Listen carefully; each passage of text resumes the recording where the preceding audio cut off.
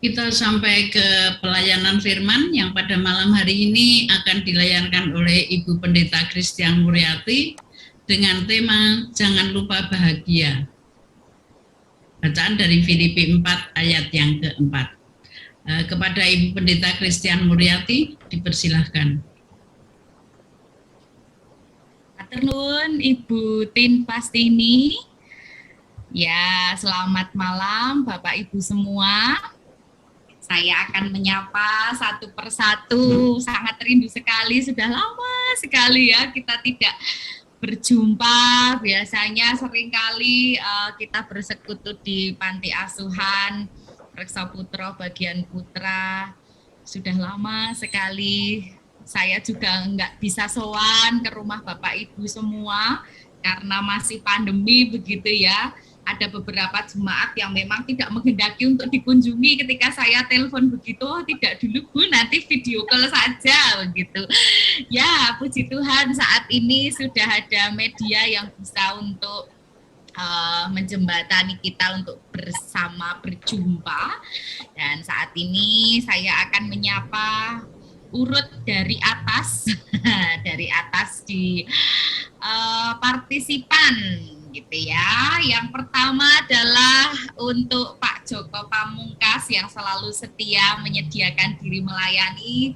Sugeng dalu Pak Joko. Sugeng dalu Bu, sugeng dalu Bapak Ibu sedaya, matur nuwun. Bapak Joko sehat Pak Joko? Sehat Ibu, sehat. Puji Tuhan, tetap bahagia nggih Pak? Jangan lupa bahagia hari ini. Seperti tema kita. Jadi matur nuwun Pak Joko. Untuk yang kedua pendamping setianya Pak Joko, Ibu Lilis. Sugeng dalu Ibu Lilis. Sugeng dalu Bu Christian, sugeng dalu Bapak Ibu, matur nuwun. Jadi puji Tuhan di tengah kesibukan, aktivitas, pekerjaan yang sangat luar biasa dalam melayani masyarakat gitu ya, masih tetap terus setia untuk mengikuti PA di wilayah Timur A. Matur nuwun, tetap semangat Ibu Lilis. Selanjutnya Ibu Arum, sugeng dalu, ini partner saya yang akan melayani besok pagi. Sugeng dalu Bu Arum. Di mute Bu.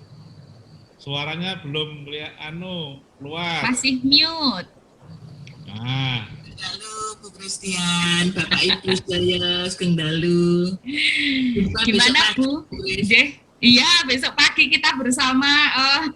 Jangan lupa bangun pagi-pagi buta ya Bu. Saya tuh bangsawan soalnya. Bangsane bangsawan.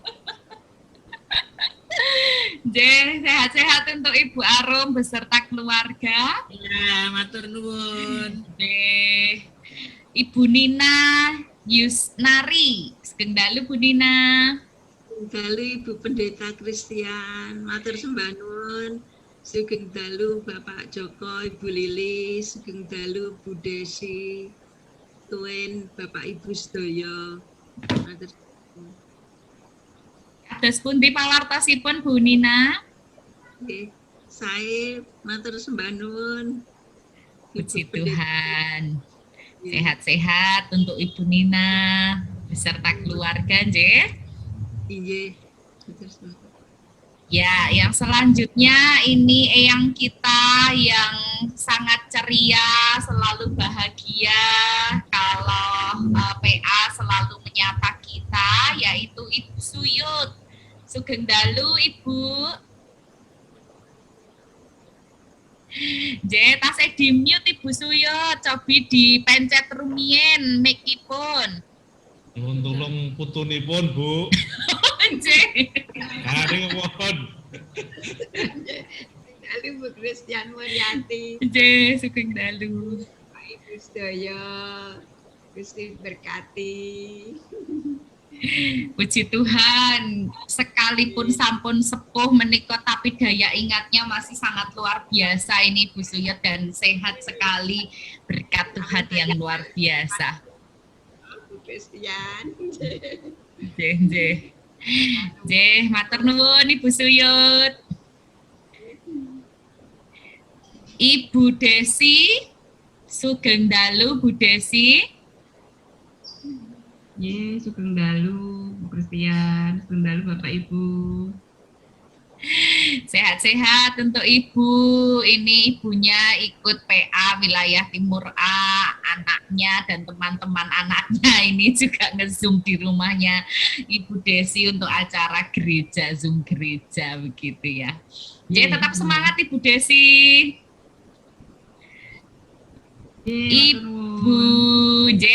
Ibu Eri Sarwanto, sugeng dalu Ibu Sarwanto. Sugeng dalu Bu Kristian, sugeng dalu Bapak Ibu. Nyun sewu ini nggak bisa buka Video nje. Nggih. Oh, nje. Gimana kabarnya Ibu? Baik-baik aja Bu. Matur nuwun. Puji Tuhan, Ibu Sarwanto sehat-sehat. Lajeng Bapak Faulum Bowo Lahagu. Sugeng dalu Bapak. Sugeng dalu Bu Pendeta Kristian, sugeng dalu Bapak Ibu Stoyo. Matur nuwun. Sehat-sehat Bapak. Puji Tuhan. Puji Tuhan, berkat Tuhan. Kiranya tetap terus sehat, semangat ya Pak. Nggih, matur nuwun. Ibu Hartiwi, sugeng dalu Ibu. Sugeng dalu Bu Pendeta, sugeng dalu Bapak Ibu semuanya. Matur nuwun. Nggih, mugi ugi pinaringan kesarasan teras ya Ibu nggih. Nggih, amin. Amin. Baik, Ibu Martina yang habis honeymoon di Bali, sugeng dalu Bu Martina. Sugeng dalu Bu Kristian, sugeng dalu Pak Joko, sugeng dalu Bapak Ibu sedaya, sehat-sehat. Puji Tuhan, kalau dilihat dari suaranya dan wajahnya ini Bu Martina sangat sehat sekali, ceria, habis ini ya, habis healing gitu kalau anak muda. Healing ke Bali. Mbak Nana ini yang jauh sekali. Bagaimana kabarnya Mbak Nana? Baik Bu. Mudik enggak Mbak? Selamat malam Bu Kristian, Bapak Ibu semua.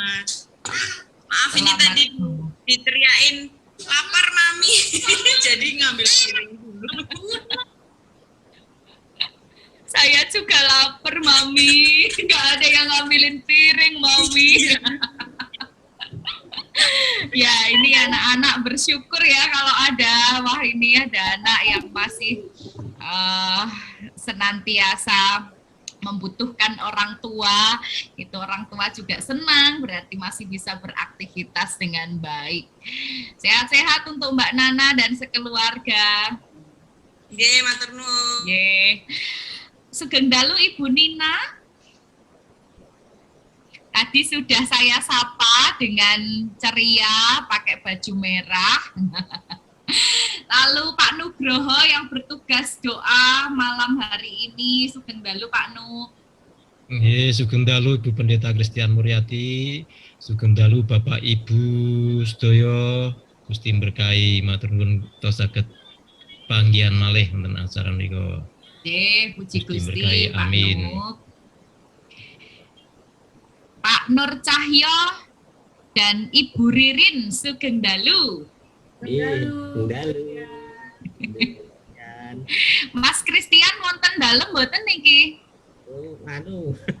Wonten grioler. Oh, wonten grioler. Nggih, sehat-sehat toh, Pak, Ibu. Berkat Tuhan. Nggih, puji Gusti. Matur nuwun, Pak Ririn, Ibu Nur. Bapak Petrus Yulianto, sugeng dalu, Pak Petrus. Yes, sugeng dalu Bu Pendeta Kristian Muryati, sugeng dalu Bapak Ibu sedaya, sugeng berkah dalam Gusti. Matur nuwun. Matur nuwun Pak Petrus, berkahipun Gusti ugi tansah nyarengi gesangipun Pak Petrus. Nggih, matur nuwun Bu. Bu Petrus pundi Pak? Wonten ketinggal. Menika wonten Pak. Nah, nembe wangsul. Sugeng dalu Bu Petrus. Selamat beristirahat sambil kita ber-PA bersama. Matur nuwun Bu.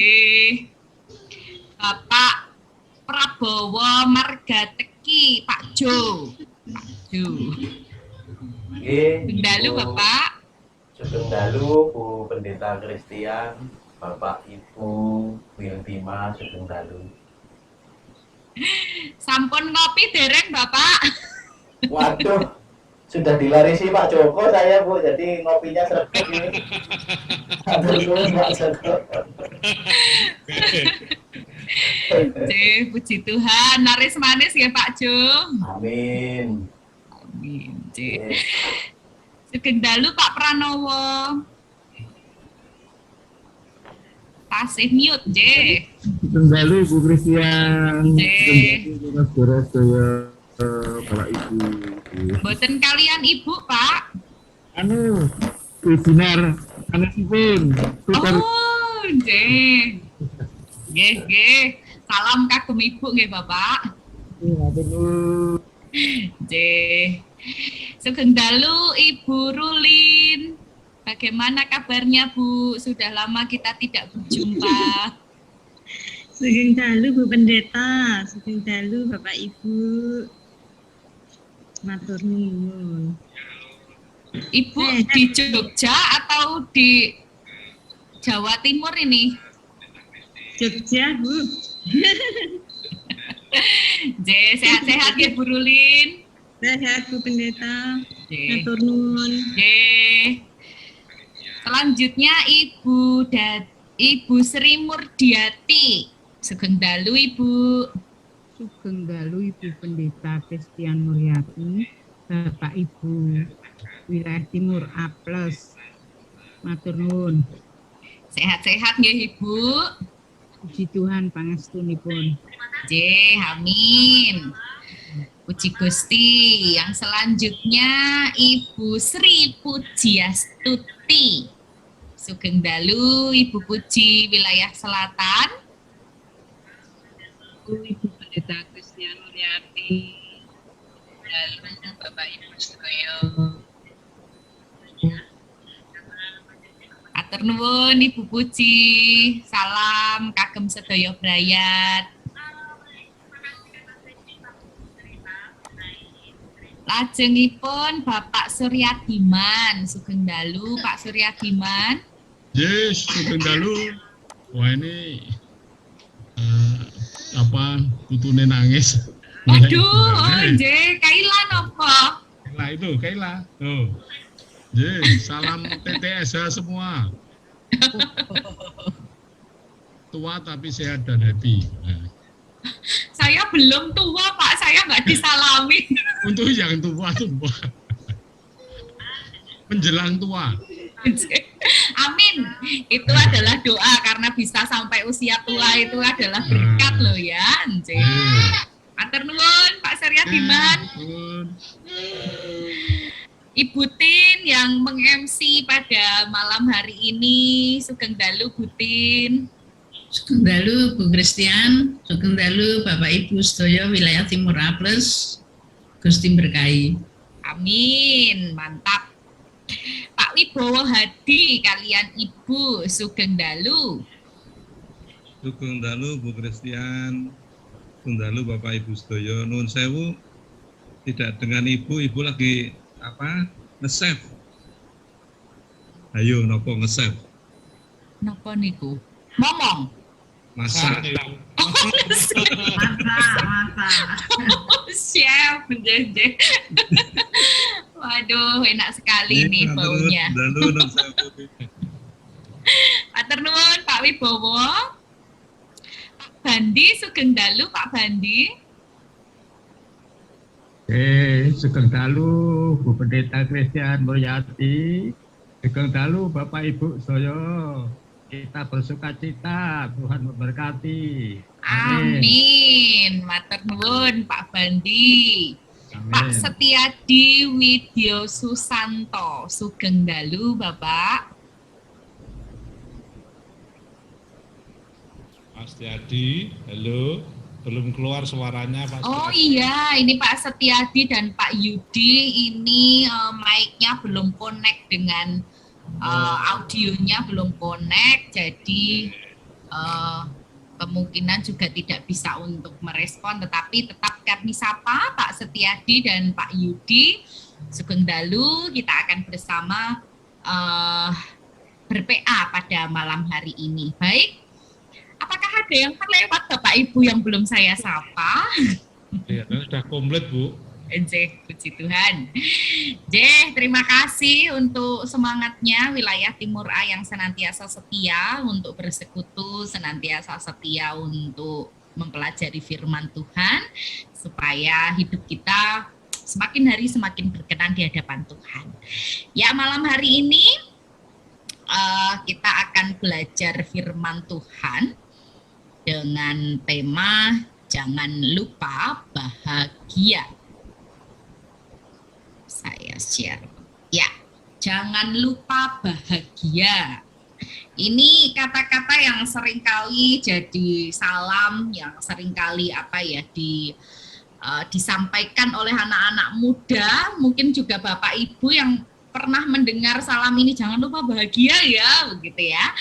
Dan ini adalah kalau kita pikir-pikir sebenarnya nasihat ini memiliki makna.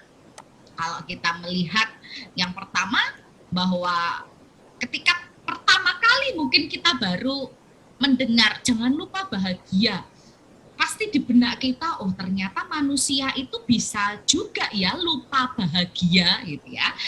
Tentu ini menjadi ironi dalam kehidupan kita, karena wong manusia itu kan pasti cita-citanya ingin bahagia.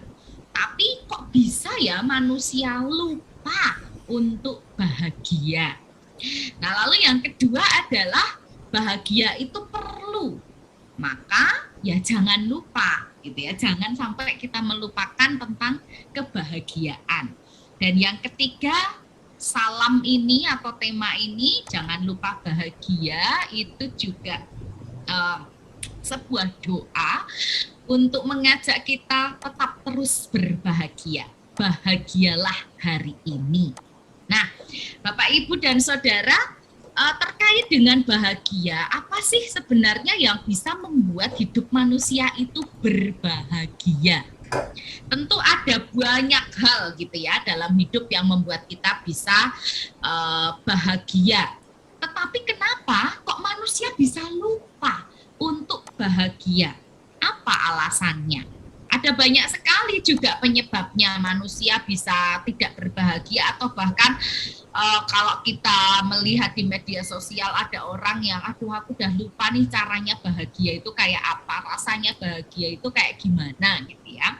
Bisa jadi karena banyak pekerjaan yang menumpuk, atau karena dia mendengar omongan-omongan orang yang tidak benar tentang dirinya, atau ditinggalkan pergi oleh orang-orang terkasih, dia nggak punya penghasilan, kesehatan yang terganggu, dan lain sebagainya. Ada begitu banyak alasan, bahkan alasan yang dibuat-buat sendiri gitu ya, untuk menciptakan frame diri bahwa aku itu tidak bahagia. Padahal bahagia itu sangat penting sekali. Firman Tuhan sendiri berkata di dalam kitab Amsal pasal 17 ayat 22. Monggo Bapak Ibu ada yang hafal enggak? Kalau hafal silahkan open mic-nya. Amsal 17 ayat 22. Enggak boleh buka Alkitab ini ya. Hafalan ini anak sekolah minggu ini. Bisa ini. Mari Bapak Ibu silahkan. Bisa dibuka mic-nya kalau yang ada yang hafal.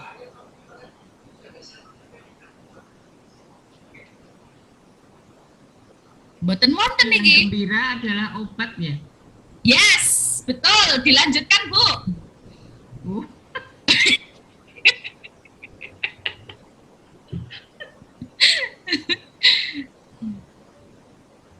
Hati yang gembira adalah obat. Tapi Tetapi semangat yang patah mengeringkan tulang. ya, betul sekali. Wah, Bu Desi ini sudah katam Alkitab ini.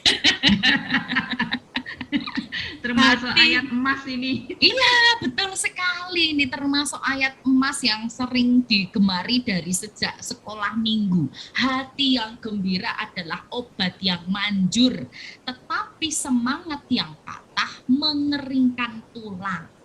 Nah, kalau bahagia, bahasa Alkitabnya itu kan sukacita, gembira gitu ya. Dan kalau kita melihat di kitab Perjanjian Baru, sukacita ini adalah salah satu dari buah roh. Ada yang hafal buah roh Bapak Ibu? Ada berapa? Ya, nanti bisa dibuka di Galatia ini ya, ada 9 buah roh. Nah, buah roh ini kan diberikan oleh Roh Kudus bersama dengan buah roh yang lainnya. Sukacita diberikan bersama dengan buah roh yang lainnya, dan itu tumbuh berbuah di hati orang-orang yang beriman. Sukacita itu hampir mirip dengan senang, tetapi kalau kita melihat itu bukan sesuatu hal yang sama persis. Karena apa? Kita bisa senang ketika kita mendapatkan sesuatu. Dapat hadiah, dapat surprise, dapat berkat berkat yang khusus begitu, kita merasa senang. Tetapi ketika kita berbicara tentang sukacita, sukacita itu bukan hanya hadir ketika senang mendapatkan sesuatu, tetapi kita pun bisa bersukacita bahkan ketika kehilangan sesuatu. Contohnya apa? Ibu bapak, ketika kita Biston, orang Kristen itu kan terkenal seneng, sedih gitu kan, nyanyi-nyanyi gitu ya. Karena apa? Di dalam iman Kristen ada sukacita. Kita menghayati bahwa kematian orang terkasih bukan hanya menjadikan kesedihan, tetapi itu juga memberikan sukacita, pengharapan karena saudara kita, keluarga kita itu sudah bersama dengan Tuhan. Dan kalau ada survei gitu ya, mengatakan salah satu negara namanya Finlandia, ini adalah negara yang paling bahagia di dunia. Ketika jadi negara yang paling bahagia di dunia, apa kemudian negara itu nggak ada satu orang pun yang bersedih gitu ya? Tentu tidak, pasti juga ada. Karena apa? Dalam setiap kehidupan pasti seseorang memiliki perjuangan. Dan dalam setiap perjuangan ini, semua ciptaan berjuang untuk memenuhi tujuan di dalam kehidupannya. Suka, duka, itu menjadi dinamika. Tetapi bahagia itu juga adalah pilihan. Nah, nanti kita akan bahas selanjutnya tentang pilihan, tentang untuk hidup berbahagia. Nah, kita lihat dulu bahagia menurut konsep Kamus Besar Bahasa Indonesia. Bahagia menurut KBBI ini adalah keadaan atau perasaan senang dan tentram, bebas dari segala yang menyusahkan. Ini perlu digarisbawahi. Bebas dari segala yang menyusahkan. Kalau tanpa kesusahan, artinya maka di situ orang bisa bahagia. Ini menurut KBBI gitu ya. Lah kalau kesusahan adalah realitas yang tidak terpisahkan dari kehidupan manusia, berarti manusia nggak bisa bahagia dong menurut KBBI ini. Apakah ada orang yang bebas, benar-benar bebas dari segala kesusahan? Pasti setiap kita saat ini pun juga memiliki masalah, punya kesusahan gitu ya. Tapi kenapa malam hari ini wajah Bapak Ibu masih bahagia gitu ya? Artinya bahwa dunia memang menawarkan tentang arti kebahagiaan. Dunia katakan kalau wah orang harus kaya dulu nih supaya bisa bahagia. Kenyataannya orang bisa kok bahagia walaupun dia tidak kaya. Contohnya, mungkin orang kaya bisa beli kasur yang sangat mahal untuk supaya bisa tidur nyenyak. Tapi apakah menjamin kasur yang mahal itu membuat orang tidur nyenyak? kalau hatinya tidak damai sejahtera, kalau dirinya diliputi pergumulan yang hebat, belum tentu bahkan untuk tidur nyenyak, untuk mau geledak saja gitu mungkin rasanya sangat aras-arasen gitu ya. Maka standar kebahagiaan orang yang satu dengan orang yang lainnya itu juga bisa berbeda. Seorang filsuf gitu mengatakan bahwa semua cita-cita atau keinginan manusia itu pasti tujuannya untuk kebahagiaan. Tetapi kebahagiaan yang seperti apa? Bahagia menurut saya tentu berbeda bahagia menurut Bapak Ibu Saudara. Bahagia yang diimpikan oleh seorang yang sakit kanker dan sudah dinyatakan oleh dokter tidak bisa sembuh lagi, tentu berbeda ukurannya dengan kebahagiaan seseorang pasangan yang merindukan momongan. Atau kebahagiaan yang diimpikan seorang minoritas yang tertekan, tertindas, menderita, akan sangat berbeda dengan kebahagiaan yang dirindukan oleh orang yang berkuasa. Atau yang paling mudah adalah kebahagiaan yang dirindukan oleh orang yang hidupnya di padang gurun yang sangat tandus, yang sangat panas menyengat, tentu berbeda dengan orang yang mendambakan kebahagiaan, yaitu orang-orang Eskimo yang hidupnya di kutub. Mereka yang satu rindu ada hujan, yang satu rindu ada panas. Dan bukan kapasitas kita juga untuk kita mendefinisikan kebahagiaan pada diri orang lain. Maka kalau kita mau bahagia, ya kita urusi kebahagiaan diri kita sendiri. Kita nggak berhak menghakimi orang lain, harus bahagia itu standarnya seperti ini loh. Tetapi kita bisa untuk menegur orang-orang yang berperilaku tidak etis ketika terkait dengan orang itu tidak bisa membahagiakan orang lain. Nah, di dalam Alkitab ini kebahagiaan kita dapatkan di dalam terminologi perasaan yang sukacita. Perasaan yang dicintai amat sangat, berkelimpahan yang sangat tidak terbatas. Perasaan di mana Tuhan Allah hadir dalam hati hidup kita. Dan Dia adalah Kristus, Roh Allah sendiri yang menolong kita, memberikan kekuatan bukan hanya untuk merasakan bahagia, merasakan dicintai, tapi dimampukan untuk mencintai, membahagiakan orang lain. Nah, kalau kita melihat konteks dari surat Filipi gitu ya, Rasul Paulus ini menulis suratnya di penjara, Bapak Ibu Saudara. Dia justru di penjara ini kok bisa ya menguatkan, menghiburkan jemaat. Tapi ini realitas yang dialami oleh Paulus. Ketika Paulus menulis surat ini, dia ada dalam penjara. Satu kondisi yang tidak mudah. Tentu kita tidak bisa membayangkan ya penjara Paulus seperti penjara yang ada di era kita. Karena Paulus hidup jauh di era sekarang, pasti penjaranya juga lebih buruk dari yang ada saat ini. Tetapi kepada jemaat di Filipi, Paulus berulang kali mengatakan tentang sukacita.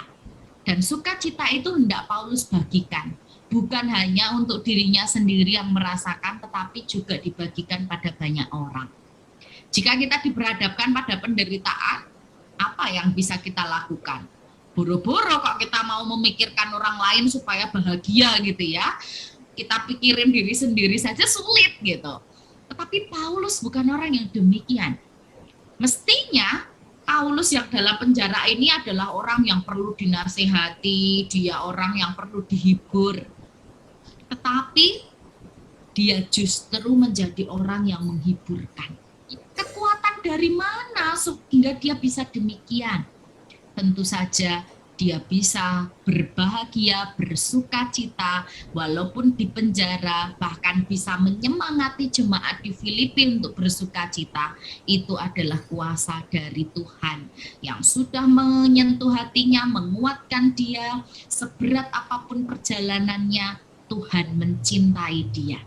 Paulus merasakan kasih Tuhan, sehingga dia menganggap hidupnya ini sampah.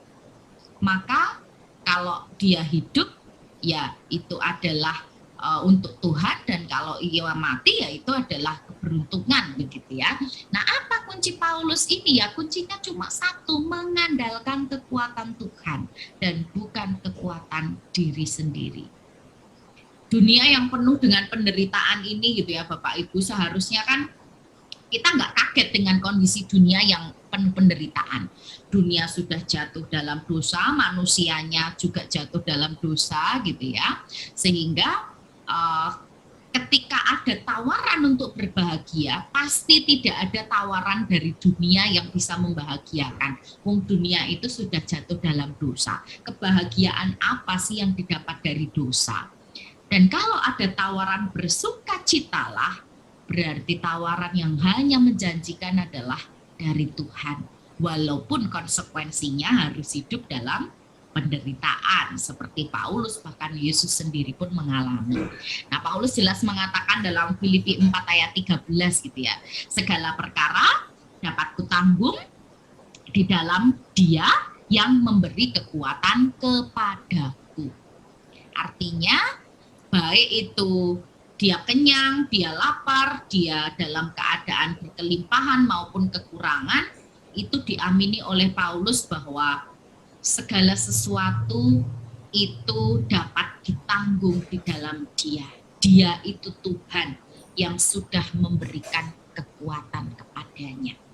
Dan saya juga menghayati sukacita itu bukan sekedar fisik atau senyum kita, bibir yang ujungnya naik ke atas, hahaha hihihi adalah orang yang bahagia. Tidak hanya seperti itu. Tapi ayo kita lihat sampai ke dalam renung hati kita. Sampai ke dalam relung hati kita. Saya mendapatkan kasih sayang berlimpah dari kedua orang tua saya. Dan saya amat percaya, bersyukur bahwa keberadaan saya itu juga karena anugerah dari Tuhan. Karenanya, saya juga bisa menganggap setiap orang itu juga adalah anugerah. Setiap orang itu adalah buah kasih dari orang tuanya, gitu ya. Tentu kebahagiaan yang bisa saya dapatkan ini, menurut pandangan saya sendiri, saya tidak bisa memaksakan orang untuk berpendapat sama seperti saya tentang kebahagiaan. Karena ada banyak orang yang tidak mengalami kasih seperti yang saya dapatkan dari orang tua saya. Sehingga jangankan kok mereka ini bisa bahagia di luar, di dalam rumah tangganya sendiri oleh orang tuanya dia tidak dikasihi. Maka keluarga ini jadi basic untuk mengenalkan tentang bahagia. Kalau orang tua saja tidak menanamkan kebahagiaan kepada anak, anak mungkin juga akan berpikir, gimana ya sebenarnya bahagia itu? Wong di rumah saja, dari kecil saya dipukuli, dari kecil saya tidak mendapatkan perhatian, dari kecil saya tidak mendapatkan kasih sayang. Bagaimana seseorang bisa bahagia? Nah, ada banyak juga yang saat ini kalang kabut mendefinisikan kebahagiaan terkait dengan materi. Bahagia itu punya mobil, investasi yang banyak, kemudian simpanan yang banyak, simpanan uang ya, bukan simpanan istri atau suami. Karena ya itu bahagia bisa, tapi sesaat saja saya rasa, karena harus adil dan sejahtera kepada yang lain. Saya tidak bisa mengatakan bahwa semua orang karena banyak orang kemudian menaruh perhatian pada materi lalu mereka bahagia. Ya memang materi bisa memberikan kebahagiaan, tapi materi bukan satu-satunya sumber kebahagiaan. Ibu bapak mungkin pernah dengar gaya hidup minimalis. Kalau tertarik untuk menggali tentang gaya hidup yang minimalis, mungkin di PA-PA yang berikutnya bisa mencari pembicara yang getol sekali terkait dengan gaya hidup minimalis. Jadi mereka yang bisa hidup minimalis bahkan hanya dengan sedikit mungkin barang yang dimiliki, mereka bisa bahagia. Para pengikut hidup minimalis ini mengajarkan bahwa kebahagiaan bukan terletak dari seberapa banyak barang mewah atau bahkan barang apapun yang ia miliki. Bahkan mereka hanya memiliki beberapa helai baju yang bisa dihitung, rumah yang kecil tapi terlihat luas karena tidak hobi nyusuh gitu ya kalau orang Jawa. Akhirnya punya tempat untuk nyaman dan itu bisa segera dibersihkan kalau kotor. Mereka juga bisa menghemat banyak sekali uang Karena apa? Yang dibelanjakan adalah sesuai kebutuhan, bukan keinginan. Bahkan mereka ini berkontribusi bagi bumi karena tidak menggunakan barang sekali pakai.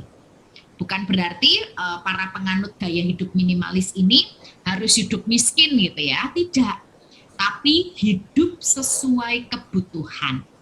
Artinya kan kebahagiaan bukan terletak kepada punya banyak barang.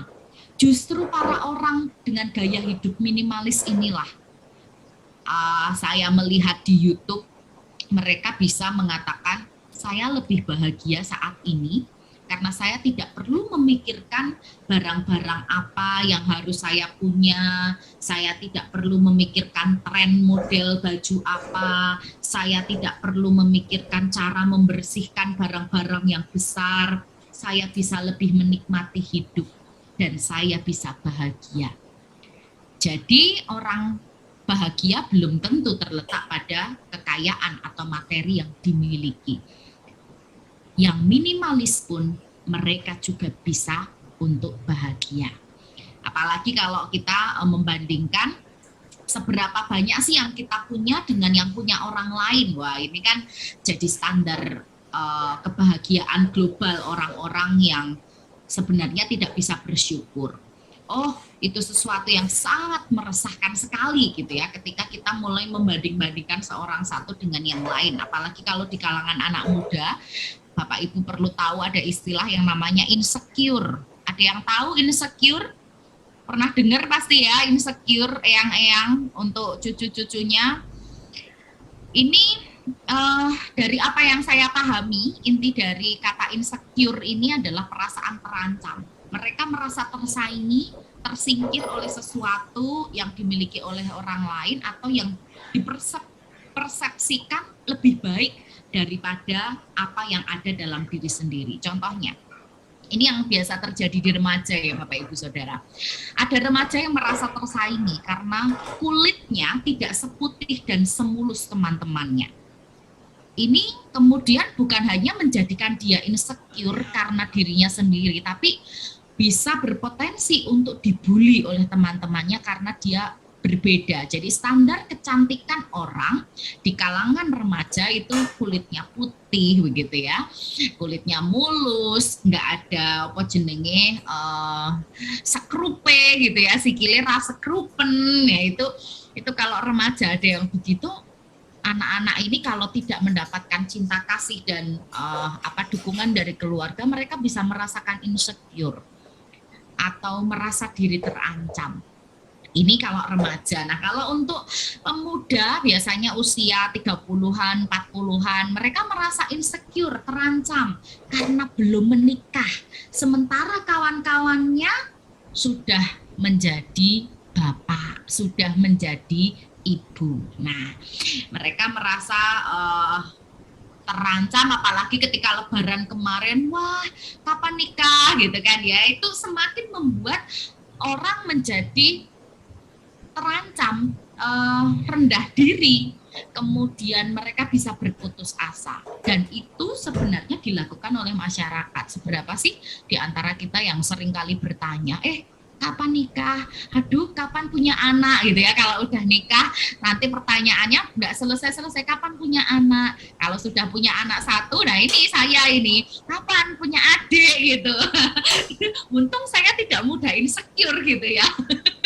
Jadi ketika ada yang bertanya, ya dijawab santai saja. Tetapi ada banyak orang di luar sana yang merasa diri tidak bahagia karena standar di masyarakat itu seperti itu. Dan masyarakat terus mendorong dengan pertanyaan-pertanyaan yang membuat orang lain terpojokkan. Nah, ini memang jadi pergumulan ya. Kalau di luar negeri katanya nggak ada tuh pertanyaan-pertanyaan yang seperti itu. Paling pertanyaannya, halo apa kabar, bagaimana bisnisnya, begitu ya. Nggak ada yang menyangkut tentang kapan nikah, kapan punya anak, kemudian tentang pekerjaan ataupun apa. Tapi ya itu realitas di dalam kehidupan kita di negara kita. Nah, obatnya apa kalau yang demikian? Ya sederhana, bersyukur. Kita nggak usah merasa berkompetisi. Yang bikin gara-gara munculnya perasaan insecure itu kan juga selain masyarakat, diri kita sendiri. Perasaan itu muncul karena kita nggak puas, karena kita membanding-bandingkan atau percaya dengan kata orang yang membandingkan diri kita. Semua itu dilakukan mungkin sejak anak itu kecil gitu ya. Ketika orang tuanya, wah mbok kowe iki koyo anak bu kae to, pinter matematika. Anaknya ini memang nggak pinter matematika karena dia bisanya adalah dalam hal seni begitu ya. Jadi memang berbeda. Kultur keluarga, masyarakat itu sejak dulu memang sudah membanding-bandingkan atau ada persaingan. Nah ya obatnya, resepnya ya hanya bisa untuk bersyukur, terima diri apa adanya. Situasi kondisi yang saat ini dijalani, jalanilah dengan rasa syukur. Kalau kita bisa terima diri dengan kondisi apa adanya, kita nggak akan mudah kok merasa iri. Orang lain punya anak, kita belum dikaruniai anak, ya sudah. Kalau memang Tuhan tidak mengaruniakan anak, bahkan sudah berusaha, ya harus diterima. Kalau memang orang punya pasangan dan kita belum menemukan pasangan yang klik, ya jangan kemudian memaksakan diri untuk berpasangan gitu ya, supaya orang lain tidak bertanya-tanya gitu ya. Jangan seperti itu, karena pernikahan itu bukan hanya untuk sekedar menjawab omongan orang yang kapan nikah gitu ya, tetapi pernikahan itu pasti tujuannya juga untuk bahagia, bukan membahagiakan orang lain. Nah, maka mari kita terima diri kita sendiri, kita bersyukur dengan kondisi fisik kita, pekerjaan kita, pasangan kita, rumah tangga kita, karena nothing is perfect, and that is okay. Semuanya oke, nggak apa-apa, nggak sempurna itu nggak apa-apa, nggak seturut dengan standar orang lain itu nggak apa-apa, karena bahagia kita itu yang tentukan adalah diri kita sendiri. Dan bukankah hidup itu pilihan? Kita sebenarnya bisa bahagia jika kita bisa mengambil keputusan untuk bahagia. Contohnya, kalau di tengah kemacetan lampu lalu lintas, kita bisa pilih kok untuk tetap sabar atau ngomel, gitu ya. Saat kita kerjaannya lembur banyak banget, kita bisa pilih kok, apakah kita akan mengerjakan itu dengan sukacita, dengan baik, atau kita akan grundel. Wah, itu gaweane okeh, malah kemudian nyalah ke atasan, nyalah ke bawahan gitu. Itu adalah pilihan kita. Hidup kita penuh dengan pilihan, dan pilihan yang kita ambil menentukan cara kita untuk menjalani hidup itu sendiri sehingga kita bisa mendapatkan kebahagiaan. Kalau tadi Rasul Paulus menasihatkan jemaat supaya memilih kehidupan yang berbahagia, bersukacitalah senantiasa. Bahkan dia menegaskan, sekali lagi kukatakan, bersukacitalah senantiasa. Senantiasa bersukacita, artinya sukacita yang kita miliki tidak tergantung pada suasana hati atau kondisi yang ada yang kita alami. Bersuka dengan senantiasa, ini bukan hal yang mustahil tentunya, secara iman Kristen, karena ini adalah firman Tuhan gitu ya. Mosok sih ada orang yang bersukacita senantiasa gitu ya. Tapi ketika firman Tuhan ini mengatakan demikian, tentu bukanlah hal yang mustahil ketika kita menyerahkan segala kekhawatiran kita kepada Allah. Kalau boleh melanjutkan ayat yang ke-6, janganlah hendaknya kamu khawatir tentang apapun juga, tetapi nyatakanlah dalam segala hal keinginanmu kepada Allah dalam doa dan permohonan dengan ucapan syukur. Nah, sebagai penutup saya akan menceritakan sebuah kisah, ya kisah nyata, mungkin Bapak Ibu pernah dengar, kisah dari Fanny Crosby. Fanny Crosby ini ketika lahir normal, tahun 1820 ya, tetapi ketika umur 6 minggu dia terkena infeksi di mata, dan kemudian seorang dokter berusaha mengobati tetapi hasilnya tetap tidak bisa, bahkan kedua matanya justru buta total. Nah, melihat kondisi ini orang tuanya sedih, ditambah beberapa bulan setelahnya ayahnya meninggal. Nah, dari masa kecil Fanny ini dititipkan kepada neneknya karena ibunya harus bekerja sebagai pembantu rumah tangga. Tetapi neneknya ini mendidik Fani dengan sangat baik. Dia mengajarkan Fani untuk berdoa, dia mengajarkan Fani untuk baca Alkitab. Tapi karena buta, dia juga nggak bisa sekolah gitu ya, di sekolah yang umum. Tetapi dia akhirnya menikah dan mendapatkan seorang anak. Sayangnya juga bayinya meninggal gitu ya. Andai kita membahas apa yang dirasakan oleh Fani, bukankah seorang Fani ini layak untuk berkata khawatir tentang hidupnya? Lalu mengatakan bahwa aku ini adalah orang yang paling malang, aku orang yang paling gak bahagia, aku orang yang sangat tidak punya standar kebahagiaan menurut orang lain. Tetapi justru di dalam kebutaannya, dia bisa menghafal ayat-ayat Alkitab, bahkan dia punya kepekaan dalam hal seni, dia menulis puisi dan juga lirik lagu. Berapa syair lagu yang ditulis oleh Fani? Ada 8.000 Bapak Ibu. Coba satu syair saja saya enggak bisa ya mungkin. Ini Fani 8.000 syair lagu rohani, dan salah satunya adalah lagu yang seringkali kita dengar, kita nyanyikan. Ku berbahagia, yakin teguh, Yesus abadi kepunyaanku. Aku warisnya, ku ditebus, ciptaan baru Roh Kudus. Aku bernyanyi bahagia, memuji Yesus selamanya. Aku bernyanyi bahagia, memuji Yesus selamanya.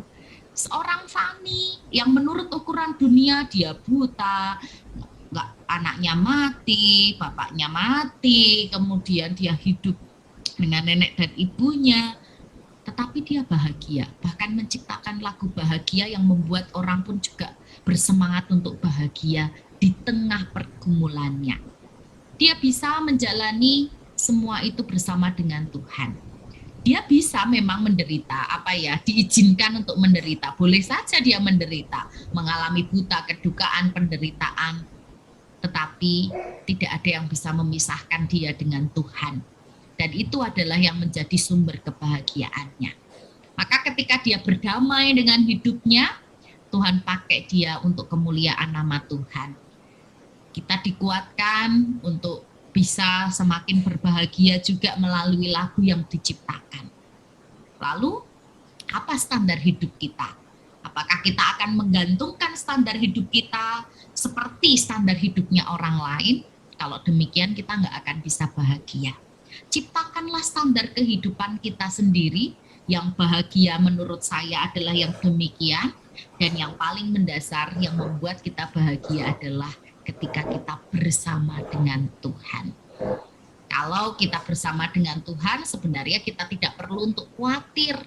Walaupun memang khawatir itu sebenarnya juga adalah bagian yang perlu untuk kita miliki supaya kita bisa antisipasi gitu ya dalam kehidupan. Tetapi tidak semuanya kemudian kita khawatirkan. Serahkan semua itu kepada Tuhan. Ketika kita berjalan bersama dengan Tuhan, apapun penderitaan kita, bagaimanapun kita harus berjuang untuk hidup, kita akan punya sukacita. Dan ketika kita punya sukacita atau bahagia itulah yang menjadi obat yang manjur untuk kita bisa semangat kerja, semangat melayani, semangat mendidik anak, dan juga melakukan tugas panggilan yang lain. Maka di akhir kata, saya berpesan bahwa semua orang itu berhak untuk bahagia. Jangan kita membandingkan kebahagiaan kita dengan orang lain atau meremehkan bahwa orang lain koyo ngono kok wis bahagia, yaitu standar hidupnya. Jangan mengusik kebahagiaan orang lain. Maka jangan lupa bahagia. Amin.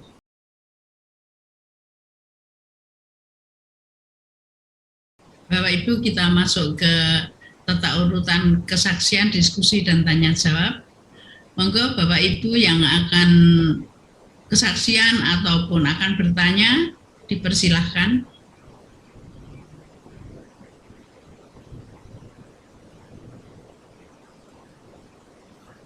Monggo Pak Nugroho. Pak Nugroho biar diawali dulu Pak Nugroho. Pak Nugroho. Mari Pak Nugroho. Masih di mute.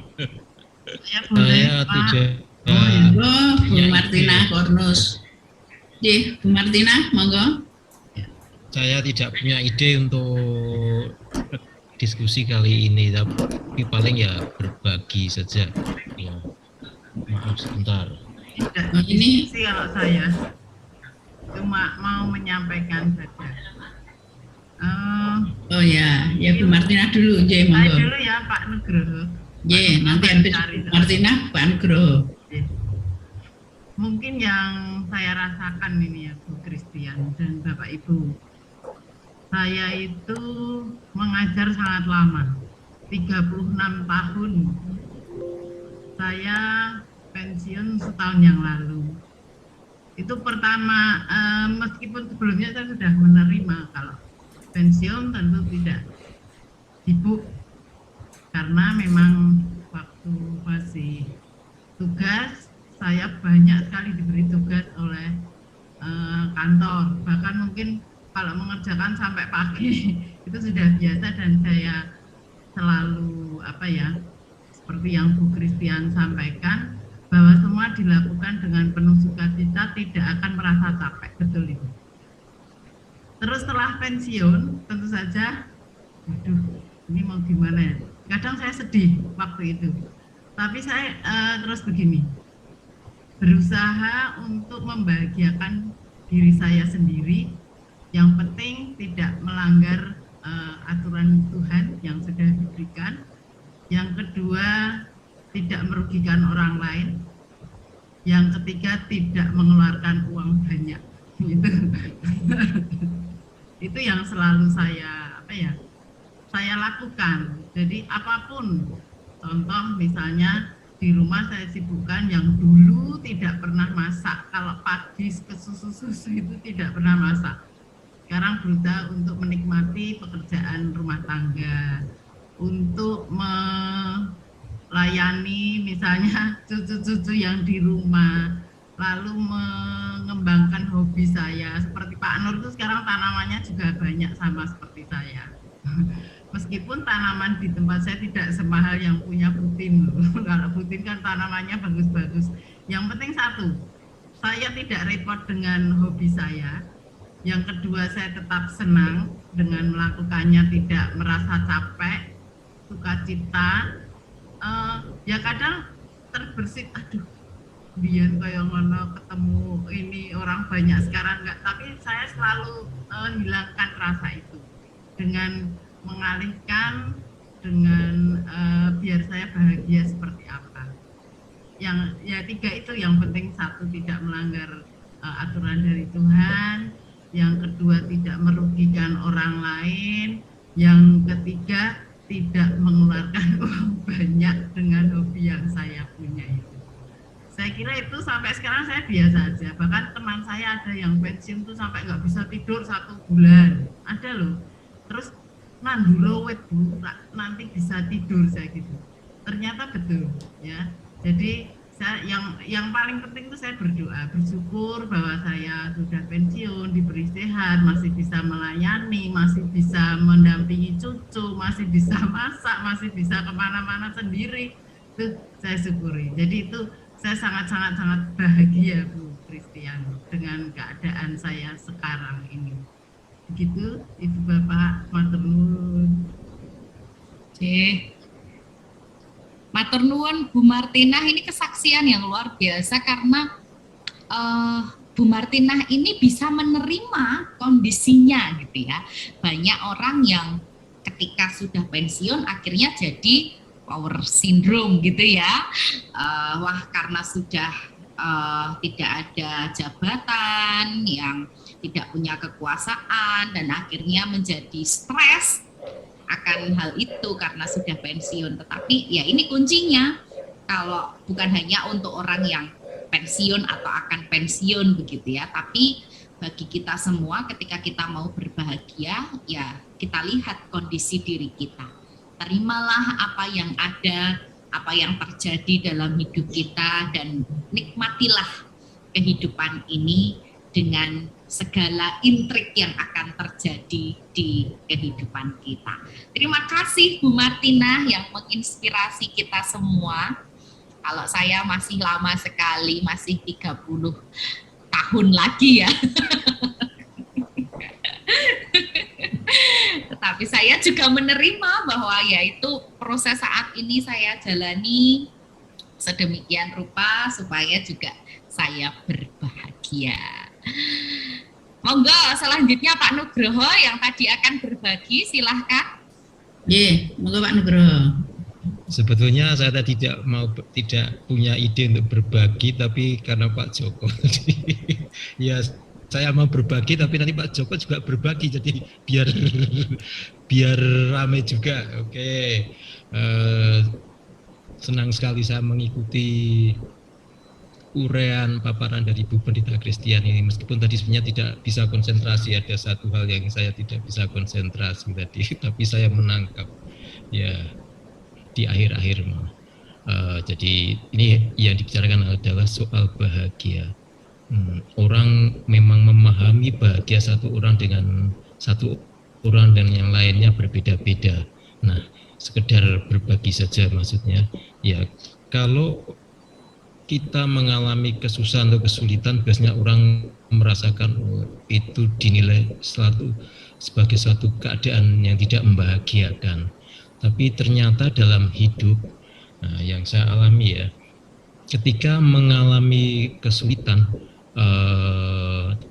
atau hambatan, itu yang sering sangat yang dalam benak umum orang itu akan dianggap suatu hal yang menyusahkan, yang menyulitkan, itu tidak membahagiakan tentunya ya. Tapi ternyata ya saya mendapatkan pelajaran ya.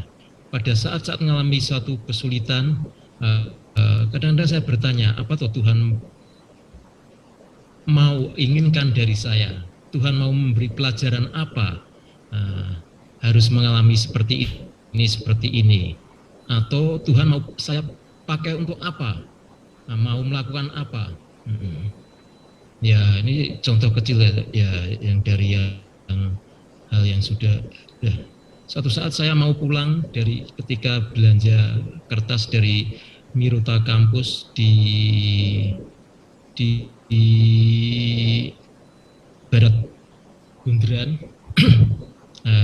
Sayang saat itu HP saya tidak bermanfaat untuk setelah mau pulang, HP tidak bisa untuk panggil Gojek. Saya nyegat beberapa Gojek online, tidak ada yang mau berhenti. Kemudian saya iseng sambil berjalan, daripada hanya berdiri saya jalan kaki dari Miruta Kampus ke arah Jalan Kaliurang. Saya tinggal di Jalan Kaliurang kilometer 855 dekat Gereja Ndayu. Nah, ya sambil jalan saya sebenarnya tidak merasakan suatu hal yang sebagai suatu hal yang berat. Hanya kok setelah jalan berkali-kali saya nyegat Gojek online nggak ada yang mau. Terus saya sampai barat Gedung Pusat itu baru terbuka, apa ya, Tuhan mau mengajari saya apa atau memakai saya apa. Nah, kurang lebih 10 meter dari saya melangkah di barat Gedung Pusat itu, dan saya juga punya kenangan kalau di situ. Ya dulu waktu muda banyak kenangan di situ. Saat itu melangkah ya kurang lebih 20 meter, saya tuh tiba-tiba lihat ada orang tergeletak di pinggir jalan. Pikiran saya, ini orang kena mengalami kesusahan atau bencana atau kelaparan. Kalau saya lihat dari pakaian, dari kondisinya, ya kelaparan. Saya bangunkan, Pak, kenapa? Kenapa Pak? Sakit napa? Napa wonten masalah? Dia sangat lemah itu. Saya nangkap, ini kelelahan. Kok pikiran saya saat itu terpikir orang ini lapar gitu. Ya memang setelah saya mati, setelah saya tanya-tanya, dia itu seorang pemulung yang mengambil barang-barang berkas keliling dari satu tempat ke tempat lain. Nah, seketika itu juga saya punya ide, oke, mereka gue paringi sejumlah uang untuk beli nasi. Tetapi itu saya ingat betul tanggal 22 Februari 2000 yang lalu. Terus ya saya bertanya, menggali keterangan dia, pekerjaannya, apa kegiatannya dan sebagainya, sampai akhirnya tentang ya saya kok ya sering kalau ketemu seperti itu karena dia merasa sudah tua gitu ya, padahal usianya jauh merasa lebih muda daripada saya gitu loh. Saya saja ya juga heran. Oh ya, jadi ternyata orang memahami kondisi diri itu berbeda-beda. Kalau saya merasa ya saya meskipun sudah tua, mungkin orang lain menyebut petakilan, tapi karena saya merasa beruntung sehat sehingga ya merasa kondisi diri baik-baik saja, punya masalah. Tapi saat itu saya sampai mendalami dan akhirnya masalah kehidupan setelah mati, saya bertanya pada dia, ya karena disitulah orang biasanya kalau sudah merasa tua akhirnya takut mati. Saya mencoba untuk masuk untuk melakukan PI, jadi dia memang bukan seiman, akhirnya ya saya tanya karena ada ketakutan, saya ngomong banyak, akhirnya dia tanya juga ada ketakutan ketika mau mati. Nah, itulah saya pakai untuk jalan masuk untuk PI sebisa saya. Nah, itulah saya tanya, apakah kalau begitu Bapak takut kalau sudah seusia sekian di masa seperti ini, karena dia ya memang dengan kesusahannya kerjanya punya masalah dan setelah tanya banyak, intinya ya ada ketakutan setelah ada ketidakpastian antar kehidupannya. Nah akhirnya saya juga masuk saya berbagi atas apa yang saya punya, yakni saya menerima anugerah keselamatan, ada jaminan hidup di dalam Tuhan Yesus Kristus. Jadi dia tanya apakah Bapak punya takut nanti. Nah, saya berbagi tentang itu. Ya, intinya bahwa saya kalau soal mati, ya kita mungkin bisa berbeda, tapi saya secara pribadi mati tidak lagi takut karena ada yang menjamin saya hidup selamat setelah mati. Ya, itu ya orang yang tahu jalan ke surga adalah dia yang datang dari surga. Apakah Bapak tahu nanti setelah meninggal kemana atau ikut siapa, ke neraka atau ke surga? Nah, dia juga tidak bisa, ada bingung juga. Akhirnya yaitu saya kasih tahu bahwa hanya dia yang datang dari surga yang tahu jalan ke surga, yakni Tuhan Yesus Kristus yang saya imani, yang menyediakan tempat bagi saya kalau saya mati. Itu ya, saya masih cerita banyak lagi, tapi karena saya harus ikut saat itu jam sudah saya lihat 19.30 saya harus mengikuti rapat majelis saat itu malamnya, saya ya sudah di situ. Tapi saya paling tidak sudah menyampaikan bahwa ada jalan keselamatan, Bapak tidak perlu takut setelah mengalami kematian itu. Nah, ya karena saya harus saat itu harus mengikuti rapat majelis, jadi saya segera pamit dan menyegat Gojek lagi untuk pulang. Enggak ada Gojek, akhirnya Shopee yang pakaiannya coklat-coklat saya cegat, ternyata mau. Dan saya tanya ketika ngantar, Pak sebenarnya saya tuh enggak pernah ngantar penumpang tapi ngantar barang. Oh lah kenapa? Ya saya karena Shopee. Oh ya karena mau. Ya terima kasih Pak mau mengantarkan saya. Bapak siapa namanya? Wartadi. Wartadi. Saya kok tiba-tiba bisa mengurai dengan hanya nama itu saja. Saya itu dibukakan pikiran saya untuk bisa masuk lagi.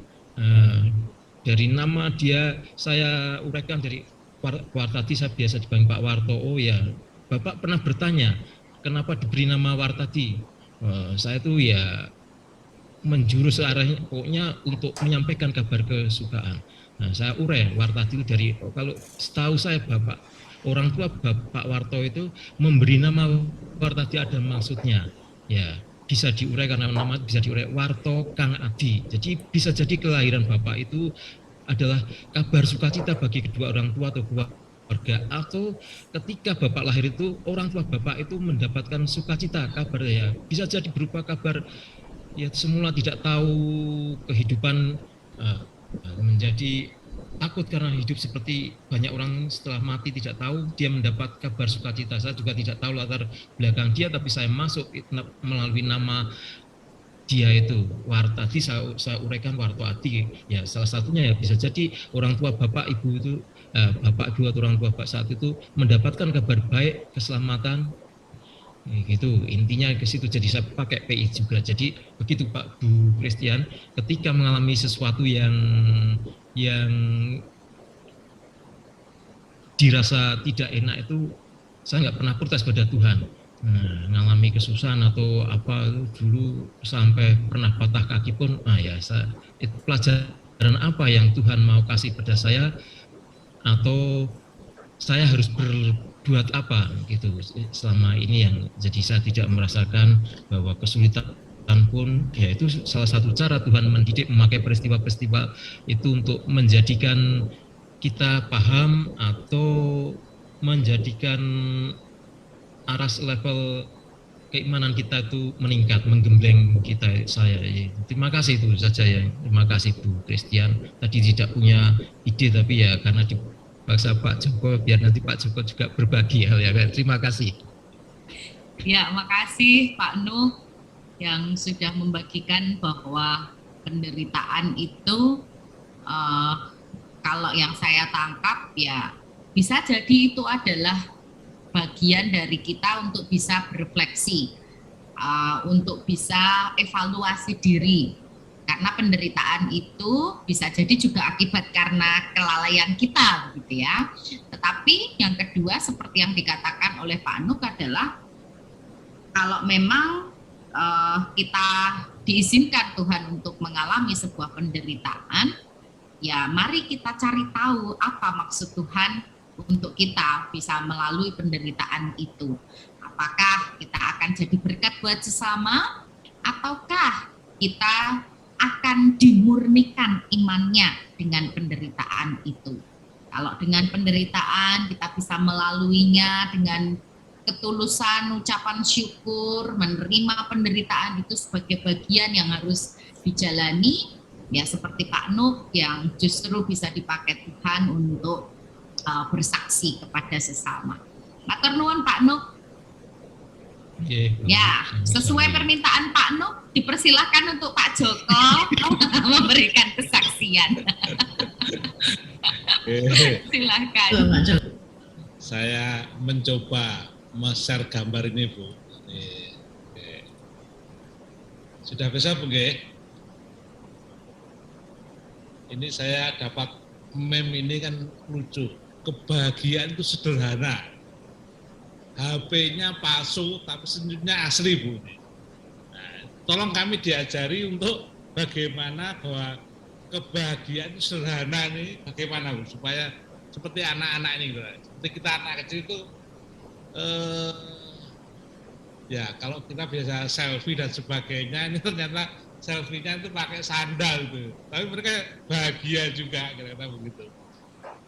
Oleh karena itu mohon untuk di-share kita semua bagaimana bahwa seperti anak-anak kecil ini menganggap bahwa kebahagiaan itu sebenarnya sederhana. Itu barangkali kita bisa share bersama-sama di sini contoh lain yang membuat kita bahagia itu apa yang sederhana. Itu Pak, lontaran pertanyaan saya Bu. Matur nuwun. Nah, ini pertanyaan yang menarik untuk kita diskusikan Bapak Ibu. Kenapa kita nggak bisa seperti anak kecil gitu ya, yang bahkan dengan sandal saja mereka udah bisa bahagia. Kita yang dengan HP malah kadang senyumnya palsu gitu. Artinya apa? Ketika kita foto bareng gitu kan, ayo senyum-senyum, harus disuruh kan ya. Padahal kita lagi nggak mau senyum gitu. Tapi yang ini anak-anak ini mereka nggak perlu disuruh juga, udah bahagia, sendale HP-nya palsu tapi senyumnya asli gitu ya. Ini mari saya rasa Bapak Ibu pasti punya pengalaman kenapa kok kita nggak bisa kayak anak kecil itu, bahagia dengan sesuatu yang sederhana tanpa kita harus membuat ukuran bahagia yang rumit, tetapi hanya dengan hal yang sederhana saja kita bisa berbahagia. Apa tipsnya? Nah, mari Bapak Ibu, Pak Joko, ini pertanyaannya bagus sekali untuk kita diskusikan dan saya rasa masing-masing dari kita punya pengalaman yang demikian. Bagaimana cara bisa bahagia dengan hal-hal yang sederhana? Monggo, siapa yang akan mengawali? Monggo, Pak. Monggo. Dari yang sudah senior, monggo silahkan yang paling senior. Pak Suryadiman, monggo.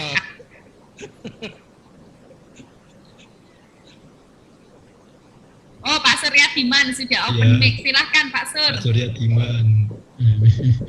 Ini kalau pancingannya Pak Joko ini mungkin waktu kecil itu ya kita mungkin pernah mengalami semua ya.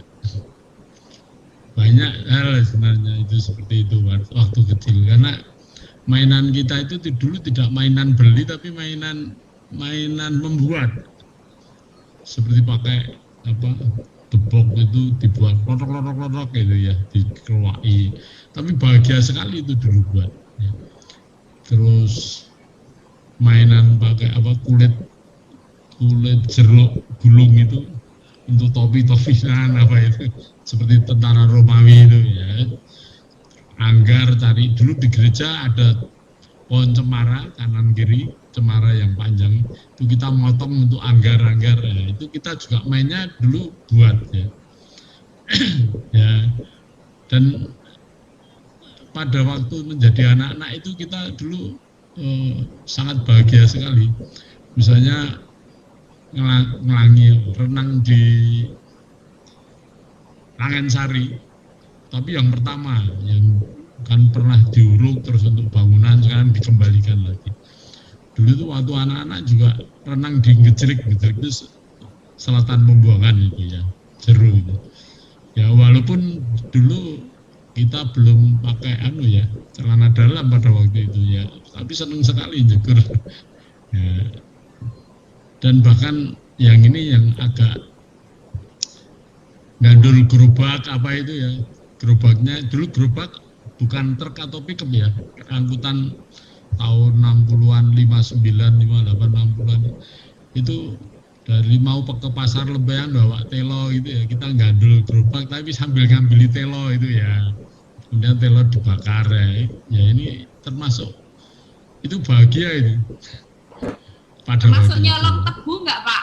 Oh iya, tebu itu di daerah Hambarukmo kita jalan kaki sepanjang rel itu, terus ngelangi di bawah kali Gajah Wong, masuk ke tanaman tebu, dan bahkan tebu yang dulu belum ada jalan layang di Lempuyangan, tetek itu masih panjang, panjang dan lama dulu.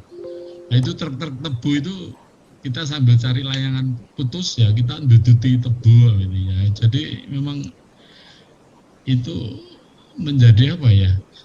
Kok ya jadi kan ya nggak boleh itu ya nyolong tebu gitu. Tapi happy juga kita itu. Ya.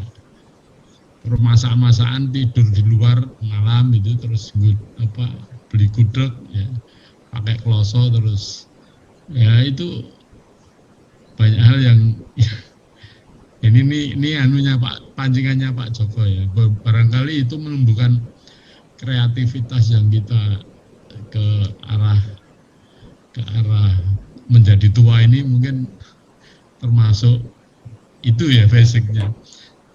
Dan yang membuat lagi menjadi mungkin itu menjadi terus dewasa itu dulu orang tua saya ya, kita bukan orang tua yang mampu lah gitu.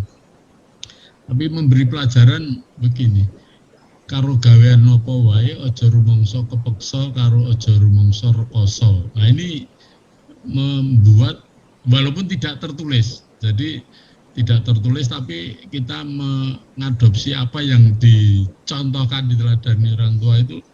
Nih, karo gawean apa wae aja rumangsa keksa lan aja rumangsa rekoso, anu urip kuwi nek iso migunani turma liyan. Nah, ini hal yang sepele tapi ini sangat berguna sangu urip menjadi orang dewasa itu ya saya merasakan sekali itu. Karena kalau jujur saja kalau walaupun saya pensiun tuh happy-nya ya tadi saya katakan tua tapi sehat dan happy karena di masa ini kegiatan saya itu tidak habis-habis, sebenarnya banyak sekali organisasi yang di luar yang kalau saya sebutkan nanti tidak terlalu menunjukkan diri, tapi mungkin teman-teman yang lain tahu lah itu. Bahkan sampai kita masih dipercaya dapat SK Gubernur untuk membantu sesuatu yang saya tidak perlu ceritakan juga ya. Jadi ini hal yang loh aku pensiun ini kok masih banyak sesuatu yang membuat saya bahagia gitu. Karena sejak kecil tuh saya termasuk orang yang menikmati hidup dengan beraktivitas gitu. Nah ini pancingannya Pak Joko ini mengenal saya ini. Mungkin yang lain juga banyak yang punya pengalaman-pengalaman seperti ini, bahkan lebih dari saya. Ini saja, matur nuwun. Matur nuwun Pak Surya Diman, menarik sekali gitu ya, karo gawean apa wae aja rumangsa kepeksa lan rekoso gitu ya. Ini sungguh quote pada malam hari ini yang sangat luar biasa. Ya, anak-anak punya kreativitas yang tinggi dan mereka tidak ragu gitu loh untuk mencoba daya kreativitasnya. Nggak malu juga ketika dia mencoba. Tapi ketika kita sudah dewasa, kadang-kadang kreativitas kita ada, tetapi kita dibatasi dengan kekhawatiran. Duh, kene aku ngene kok digeguyu uang, kene aku ngene mengko resikonya begini. Tapi untuk anak-anak mereka nggak berpikir sampai segitu. Pikirannya sederhana. Aku pengen apa? Aku punya kreativitas apa? Ya udah aku coba, aku lakukan. Itu kalau yang saya dapat dari Pak Surya Diman. Begitu nggak Pak nggih kira-kira? Matur nuwun Pak Sur. Sudah menjawab satu pertanyaan Pak Joko. Monggo pengalaman Bapak Ibu yang lain, bagaimana supaya kok anak kecil itu bisa bahagia begitu ya? Apakah kita bisa mengulang? Sudah open mic Pak Nugroho nih. Monggo Pak Nuk. Ini Pak Edianto ya, ingin berbagi Pak Edianto. Monggo Pak Edi yang sudah mencurahi Roh Kudus ini. Saya itu nggak ngerti yang disiarkan apa, tapi saya hanya melihat dari temanya saja. Jangan lupa berbagi, sukacitalah selalu. Ya. Kalau yang digambarkan apa yang saya tadi, menurut saya yang saya rasakan, bahagia memang tidak harus mahal. Semuanya tergantung dari dalam diri kita sendiri. Tidak usah bahagia itu tergantung atau parameternya orang lain. Ya kalau kita nggak bahagia ya kita lakukan aja. Ojo nglarani wong, nyakiti wong, ya yang bahagia. Nggak usah gitulah lakukan gitu ya. Nah mungkin dasarnya adalah ucapan syukur. Saya bilang, alhamdulillah aku bisa dengan ini, mobilku elek dibanding dengan Pak Joko atau Pak siapa, Pak Surya, masalah, nggak masalah. Pancer dulu mobilnya.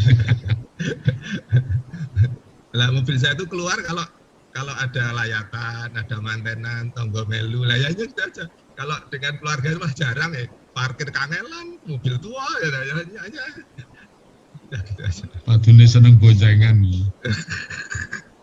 Nah itu tidak harus mahal. Kita nongkrong bersama istri dimanapun ya. Makan bakmi sama Pak Surya Diman gratis. Saya lagi Pak Joko, nah itu kan bahagia itu ya. Ya. Terus saya gini bayangkan, kalau akan harus bahagia, bersuka cita. Wah, jemaat kita kalau semuanya bersuka cita bahagia. Waduh, gimana ya? Gimana wah elok ya. Nah, pertanyaan ini, sampai saat ini apa peran gereja untuk bisa masyarakat jemaat itu bahagia dan sukacita terus, itu gimana? Atau pengalaman Bu Christian aja lah, saya mau tanya gedean, pengalaman Christian bagaimana membahagiakan, membuat sukacita jemaatnya, kecuali di luar kegiatan ini. Saya melihat kegiatan ini biasanya by project, kalau nggak ada project, ada kegiatan, tidak jalan. Gitu. Nah, apa ya? Gantian sekarang Bu Christian, monggo, gimana caranya membahagiakan jemaat? Jemaat yang perlu dibahagiakan ya. Iya, jemaat perlu dibahagiakan, pendeta juga lebih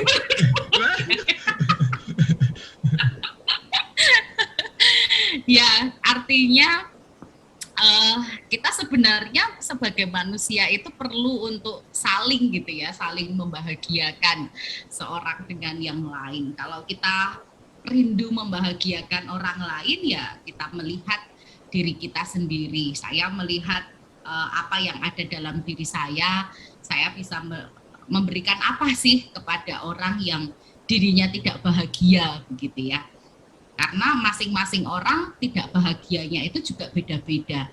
Apalagi di jemaat kita itu ada sekitar 3.000-an dan tidak mungkin untuk saya satu persatu bisa membahagiakan Bapak Ibu semua. Apalagi kalau standar kebahagiaannya itu adalah materi begitu ya, tentu saya tidak mampu. Tetapi semampu saya, apa yang bisa saya berikan kepada orang lain yang bisa melengkapi dan bisa memberikan kebahagiaan. Beberapa waktu ini saya mendampingi secara tidak langsung begitu ya. Modus sih sebenarnya. Mungkin jemaat yang saya dampingi ini tidak tahu bahwa saya sedang mendampingi atau sedang melihat bagaimana kondisinya. Jadi saya masuk melalui hobi yang dia suka. Hobinya adalah berolahraga begitu ya, padahal saya ini tidak pernah olahraga, makanya saat ini badan saya sakit semua karena saya mengupayakan untuk berolahraga, tapi dia tidak tahu bahwa saya masuk dalam hobinya ini untuk melakukan pendampingan karena jemaat ini sedang setelah kehilangan orang tuanya merasakan bahwa ya dirinya kok sendirian begitu, kemudian saudaranya pun juga ada di luar kota begitu. Ya, saya melakukan apa yang saya bisa dan ya dengan sambil terus berharap bahwa kehadiran saya ini cukup menghiburkan, cukup membahagiakan. Itu bagi satu jemaat. Bagi jemaat yang lain tentu mungkin kebutuhannya berbeda dan ketika saya bisa menjawab dengan apa yang saya punya, saya akan mengupayakan itu, tetapi jika tidak, ya ayo kita cari kebahagiaan kita bersama. Monggo Pak Edi, bahagianya apa? Kita makan bakmi, ayo ada Pak Suryadiman yang siap traktir. Tapi saya tahu Bu Christian, bahagianya apa untuk Bu Pendeta, Bapak Ibu Pendeta itu? Ya, boleh saya sampaikan? Monggo silahkan Pak. Ya, ini kalau diberi cuti libur gitu loh. Cuti libur adalah kebahagiaan gitu ya. Ya, mungkin bagi pendeta yang lain iya, tetapi ada juga pendeta yang bahkan tidak mengambil cuti libur. Ada juga Pak yang demikian. Ya, masing-masing pendeta. Pak Nugroho, ya, kok bisa Pak Nugroho pendeta itu cuti libur senang? Berarti melakukan kependetaan itu terpaksa. Oh bukan, begini saya paham. Begini kan jemaat kita ini kan banyak ribuan ya. Ini saat gini Pak, nggak bisa Pak itu Pak. Itu bukan profesi Pak, itu suatu apa ya yang dalam hati itu apa pelayanan itu bukan suatu profesi. Kalau profesi wah bukan Pak. Ya, maka bagi sebagian pendeta yang perspektifnya adalah kependetaan itu sebagai profesi, tentu akan sangat senang ketika cuti gitu ya. Artinya bisa sejenak begitu. Mungkin maksud Pak Nugroho adalah bisa sejenak mengalihkan kegiatan untuk waktu bersama dengan keluarga, karena tidak jarang juga pendeta itu tidak bisa berkumpul dengan keluarga besar, dengan jangankan keluarga besar, dengan keluarga inti saja kemungkinan juga ada pendeta yang tidak bisa berkumpul bersama dengan keluarga inti karena kesibukannya begitu. Jadi saya menangkap maksud Pak Nugroho demikian begitu ya. Tetapi Iya. bagi pendeta yang sangat bahagia di dalam pelayanan ataupun cuti atau tidak, ya sama-sama menyenangkan, karena ya dalam cuti pasti juga akan ada pelayanan juga begitu loh ya. Begitu mungkin maksud Pak Nugroho. Iya, Bu, maksudnya itu tadi kan hanya candaan saja. Tapi benar Pak, yang disampaikan Pak Edi itu dan Ibu Pendeta itu benar, maksudnya di masa yang 2 tahun terakhir ini kan sebetulnya menguras tenaga dalam hal kekhawatiran, ya, kekhawatiran untuk tidak terpapar. Nah, itu dirasakan oleh semua orang. Maksudnya tidak hanya jemaat, pendeta pun saya rasa juga seperti itu juga merasakan. Nah, tetapi saya punya pengalaman tersendiri juga terkait dengan COVID itu. Ternyata setelah kena, kekhawatiran takut itu menjadi berkurang, jauh berbeda daripada saya bulan Juli, kira-kira tanggal 20 sampai tanggal 1 Agustus tahun lalu ketika virus Delta itu Delta itu merebak di Jogja, saya kena. Tapi setelah kejadian itu kok rasanya menjadi tidak takut lagi, ya, jadi tidak khawatir lagi sekhawatir sebelumnya gitu. Nah, saya rasa Bapak Ibu Pendeta pun juga mengalami hal yang sama, apalagi di gereja kita selalu didengung-dengungkan sampai sepertinya sangat menakutkan, sehingga untuk tatap muka ketemu saja kita jadi takut. Nah, tadi saya hanya sekedar candaan saja itu tadi. Nah, memang saya percaya Bapak Ibu Pendeta itu punya beban, tetapi ya semangat, maksudnya dalam hal pelayanan memang ya melandasinya dengan hati itu. Jadi itu hanya sekedar candaan saja saya tadi, karena supaya ini jadi rame dan saya merasakan acara ini jadi meriah, jadi merasa mungkin hanya kami saja yang merasakan, mungkin Bapak Ibu yang lain ya semoga saja merasakan rasa bahagia itu dirasakan, karena ini tadi bebas bercanda gitu di acara ini ya. Mohon maaf itu tadi kebablasan. Terima kasih. Enggak lah Pak, jangan lupa bahagia pokoknya ya. Standar hidup kita kan masing-masing begitu. Mari kita berbahagia dengan apa yang ada pada diri kita. Ya, monggo ada yang ingin melanjutkan? Monggo. Masih ada waktu, monggo Bapak Ibu. Ayo Mbak Nana, yang dari mudik bahagia enggak? Mbak Nana, ayo.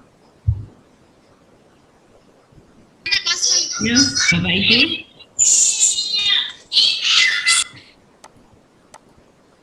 Monggo, Bapak Ibu yang lain. Mungkin Pak Bandi. Pak Bandi, monggo Pak Bandi. Oh, atur nuwun. Dalam nats tadi bersukacitalah, sekali lagi bersukacitalah. Jadi merupakan suatu perintah sebenarnya, bersukacitalah. Jadi perintah itu justru diulang 2 kali, berarti sangat diperlukan.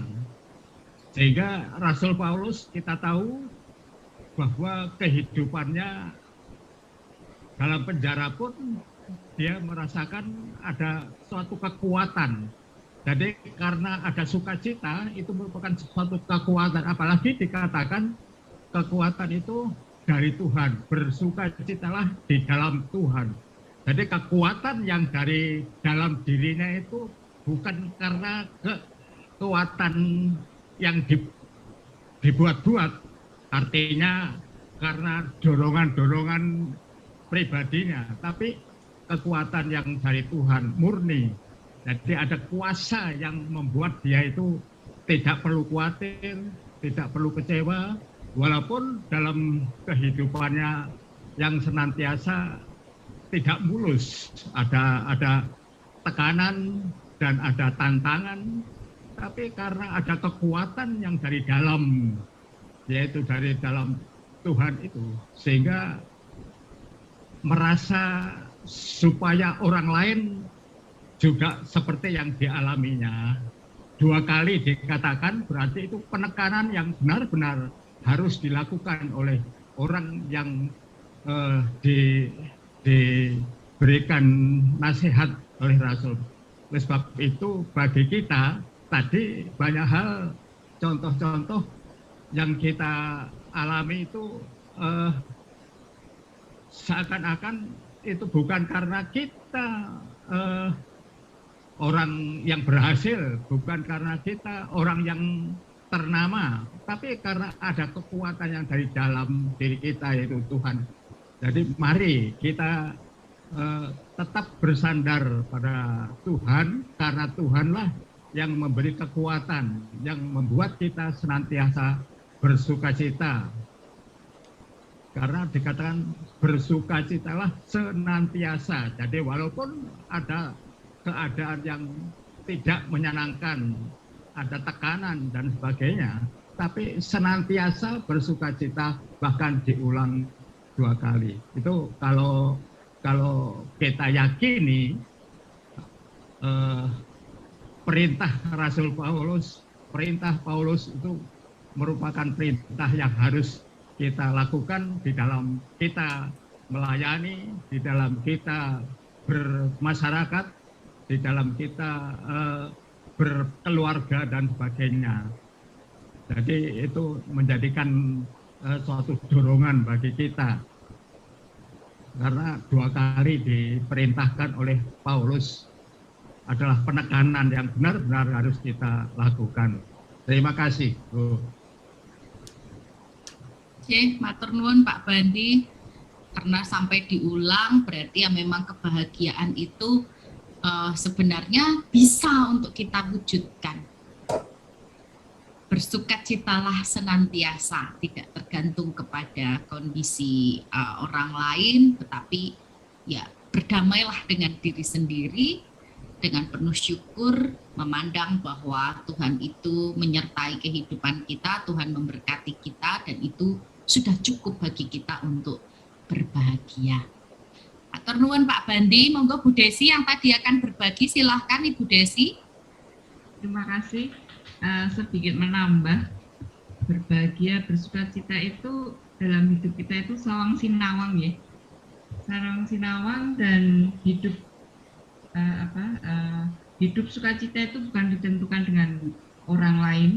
Hidup berbahagia itu hidup di dalam Tuhan. Seperti di dalam ayat Mazmur 37, yaitu ayat 4a. Bergembiralah karena Tuhan. Nah, di sini jelas sekali bergembira itu karena Tuhan Yesus. Marilah kita mencari Tuhan. Nah, di dalam Tuhan itu kita bersukacita. Kita harus mensyukuri apa adanya di dalam setiap kehidupan kita ya.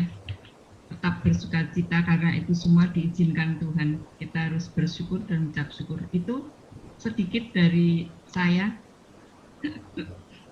Ternuwun sudah menambahkan referensi ayat untuk kita tetap bersukacita.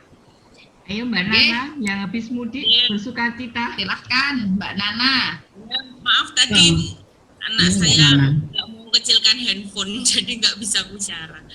Kalau saya juga definisi kebahagiaan menurut saya juga sederhana saja kok, asal bisa ada waktu me time itu loh.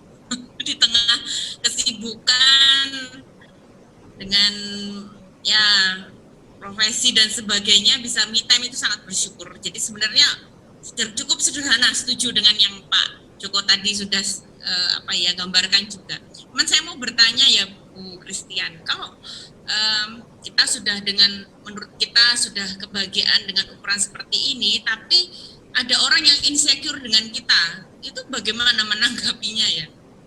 Orang lain yang insecure dengan kebahagiaan kita, padahal kayaknya kita nggak yang mulu-mulu, nggak yang bagaimana, tapi orang kok insecure gitu ya. Itu bagaimana menanggapinya ya? Bahasa Jawanya enaknya diapake ini. maaf. Bagiin aja.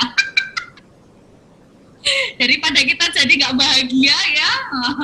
Memang gue pikirin nonton Mbak. Didoakan Mbak Nana. Kecuali kalau dia curhat dengan kita gitu ya Mbak ya, menyatakan bagaimana resep bahagia atau kenapa kok Mbak Nana bisa bahagia, silahkan untuk bagikan itu. Tetapi ketika ada orang yang iri dalam arti negatif gitu ya, insecure-nya kemudian dia negatif dengan kita, ya sudah, ngapain kita pikirkan, daripada itu nanti buat kita tidak bahagia. Tapi kalau kita bisa menolong dia, memang cenderungannya seperti yang negatif begitu. Kalau sekedar terus bertanya tips kan enak ya berbagi, tapi kalau terus menjadi ke negatif, mempunyai prasangka yang buruk, ada sebagainya, kan menjadi kita mau menjelaskan bagaimana, mau diapain, ya didoakan juga ngerti enggak ini orang, maksudnya ada bisa berubah atau enggak kok makin menjadi begitu. Ya, kalau kita secara personal bisa mendekatinya, kemudian kita bisa konfirmasi gitu ya, jangan-jangan kita hanya prasangka buruk saja gitu ya. Kita maksudnya Mbak Nana sendiri yang mempersepsikan seperti itu, begitu kan, bisa saja kalau tidak ada konfirmasi ada salah satu pihak yang miss gitu. Maka kalau bisa mendekati secara personal tentu lebih baik, sehingga meluruskan hubungan yang tidak pas ini, atau persepsi yang tidak pas, atau perasaan yang tidak pas itu tadi, sehingga kalau bisa malah bisa berbagi tentang apa yang dirasakan oleh Mbak Nana, tentang apa yang dirasakan oleh temannya Mbak Nana, begitu ya. Karena sebenarnya kalau orang-orang yang insecure itu perlu untuk ditolong keluar dari pola pikirnya, gitu ya. Itu sebenarnya perlu begitu, karena mereka tidak memiliki pandangan yang luas. Pandangannya itu hanya pada berfokus pada diriku dan orang lain gitu ya. Artinya dia tidak punya pandangan yang lebih, bahwa bahagia itu bukan hanya sekedar membandingkan hidup kita dengan orang lain, tetapi ada konsep kebahagiaan yang lebih lagi. Kita tidak hanya bisa bahagia kok dengan relasi itu, tetapi pandanglah kebahagiaan yang bahwa itu tuh bukan segalanya, masih ada sesuatu hal yang lebih membahagiakan bagi kita begitu ya. Dan ini konsep yang perlu untuk dibagikan kepada orang lain. Kalau bisa ya dekati secara personal supaya tidak ada pandangan yang berbeda atau miskomunikasi, jangan-jangan persepsi kita yang salah atau persepsi dia yang salah, supaya itu clear sehingga bisa lebih baik lagi hubungannya. Begitu Mbak Nana. Matur nuwun. Memang untuk kalau kebahagiaan, mengejar kebahagiaan duniawi itu nggak ada habisnya. Ya, kalau manusia pasti ada kurang terus. Jadi memang ya harus kembali ke diri masing-masing dengan kepercayaan masing-masing gitu ya. Kalau ya intinya apa sih yang penting dalam hidup ini gitu kan? Ya kita dengan Tuhan. Kalau kita sebagai orang Kristen ya harapan kita kan berkumpul bersama di surga, kerajaan surga. Itu sudah apa istilahnya, perjuangan untuk ke sana itu loh. Kita udah diselamatkan, tapi kan kita juga harus ada dong tindakan, ya kan? Harus bagaimana, harus pertobatan, harus melakukan yang lebih baik. Nah, itu lebih penting ya menurut saya daripada duniawi ini, kebahagiaan yang dikejar. Nggih, matur nuwun. Nanti coba saya pelan-pelan juga. Karena kalau hadapi satu mulut ke mulut-mulut yang lain ini yang repot. Iya, betul. Jadi digosipkan begitu. Yang repot jadinya. Ya, Sebenarnya kasihan juga dengan orang-orang yang demikian begitu ya. Maka selagi kita masih bisa ada harapan lah untuk kita menolong dia, ya mari kita tolong. Tetapi jika tidak, ya sudah, kita nggak bisa apa-apa, kita nggak bisa mengontrol pola pikir orang lain atas kita. Yang bisa kita kontrol adalah tindakan kita sendiri, sikap kita kepada orang lain. Begitu. Terima kasih Mbak Nana sudah berbagi. Sami-sami. Terima kasih Mbak Nana, terima kasih Bu Pendeta Christian. Ini waktunya sudah hampir jam 9. Kita cukupkan sekian dulu PA kita.